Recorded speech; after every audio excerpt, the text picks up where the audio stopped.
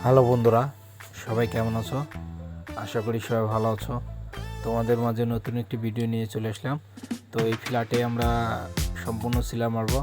তো কিভাবে পাথর দিয়ে ঘুষতে হয় দেখো তোমরা, আর সুন্দর করে শীষ দিয়ে ঘুষে নিবে। তো সুন্দর, তাহলে ফিনিশিং আসবে। তারপরে ঘষার পরে ফুল ঝাড়ু দিয়ে সুন্দর করে ঝেড়ে সিলার করবে।